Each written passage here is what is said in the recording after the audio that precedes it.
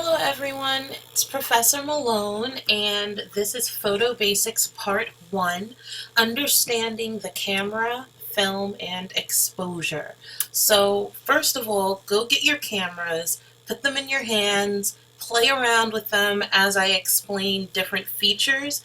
It also might help if your camera came with a manual and you still have that, to have that right near you, or pause the video at times and you can easily Google the model of your camera and a couple of key terms so that you can figure out how to change the settings in your camera.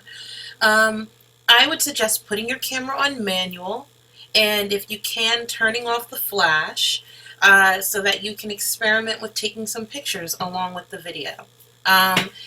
This video is ultimately meant for you to get the best use out of your SLR or your single lens reflex camera, whether that's film or digital. But if you have a point and shoot or a cell phone camera, some of those features will be the same. However, you will not have the ability to control all of the settings that an SLR camera will give you control over. But follow along, and some of this will pertain to your camera if you are not using an SLR. So first and foremost, understanding the camera. Well, in some videos that I've shown you all before, you all know what a camera is, from its most basic camera obscura to how it evolved over the years to what you're holding in your hand right now. You have an idea of how that works. As far as film is concerned, if you're using a film camera, then film is a plasticky roll treated with silver nitrate that you expose in the camera. Or if you're using a digital camera, your film will be the memory cards that you're putting into your camera. And your exposure, well, that's what you get when you press the shutter button, which seems kind of obvious, but if you get certain things wrong as far as the settings are concerned, then your exposure can look a little blurry, a little too dark, a little too bright, basically just not what it was that you wanted to wind up with. So understanding exposure. Exposure in photography is controlled and affected by light, your film or ISO, aperture, and shutter. So by light, I'm referring to available light. Are you outside walking around on a sunny day shooting around? Or is it a rainy, dark day? Are you going for a darker type of image? Is it nighttime? Is there really low available light? A lot of these, by the way, are HDR images, and we're going to learn about HDR later on.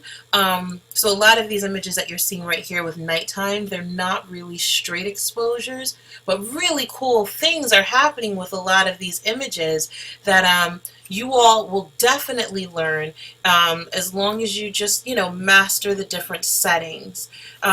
Are you inside? Are you shooting interior photography? Also, these are professional interior shots, so a lot of these are professionally lit with flashes to kind of fill in some of the darker areas. You see how this photographer here has flashes, strobes over his shoulders to kind of fill in the darkened corners in the room.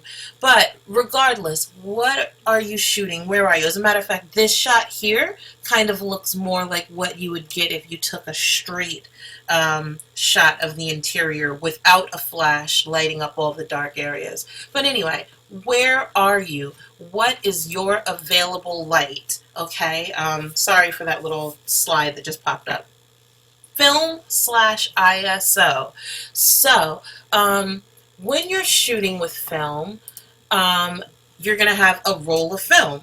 And the roll of film, if you look, is going to have a number on it. It could be anywhere from 100, 200, 400, 800, 1600. It's going to have a designated number.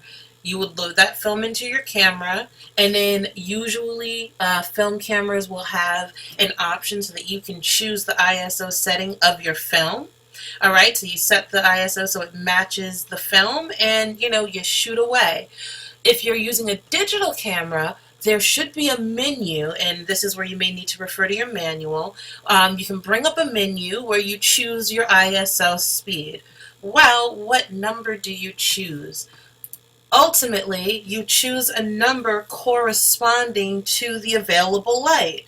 And we will get into that. Um, Aperture. What does aperture control? Well, what aperture controls is how much light you're going to let into the picture. This little diagram here, and we're going to get into that in a little bit, is basically a breakdown of aperture, which is controlled by your lens, okay? So a large aperture opening is going to have a small number. It's going to let a lot of light in, and when you have a lot of light coming in, you need a shorter, you can have a shorter shutter speed. And if you look here, aperture controls this amazing effect that happens in photography where part of your image is in extreme focus, but the rest of your image is out of focus. All right, and that's called a shallow depth of field. And we're going to get into that, but photographers love to exploit a shallow depth of field. And as a matter of fact, this is a good example right here. All right, so at a lower, smaller number aperture with a wide opening, we've got a shallow depth of field. This is in focus, your foreground, your background are out of focus. But as your aperture gets smaller and smaller, goes from f8, which is a smaller opening, all right, more of the image is in focus. F16, more of the image is in focus. And at F32, almost all of the image is in focus except for, the furthest distance and the closest distance. All right, so aperture is going to control how much light comes into your camera and exposes your film, but it's also going to control how much of your image is in focus past the point where you're basically focusing your image. And then last but not least is shutter, your shutter speed. So what is your shutter speed going to control?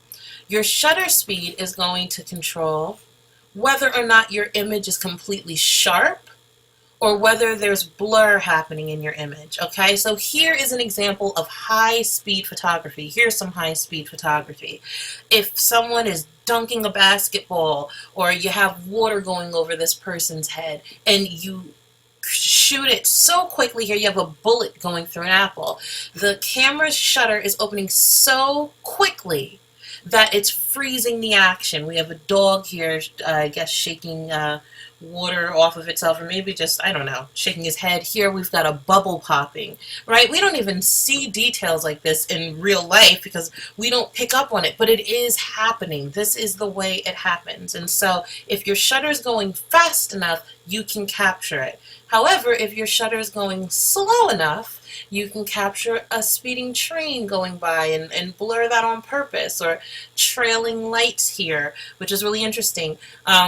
Inside a car, if you put the camera on something steady, you can get the lights trailing. Here with the water, we've got some wispy, feathery effects happening, which is always pretty cool. So just changing your shutter speed can, change whether or not you get every detail of the waves rippling over the surface of the water, or whether or not you get things that are feathery. You get this feathery water appearance. And here is a great example. This photographer here, 1/200th of a second, we're freezing the water, and 1/3 of a second, which is a lot slower, we are getting this feathery effect. Okay, so with that being said, definitely look in your manual, see if you can figure out how to change ISO, your aperture, and your shutter speed.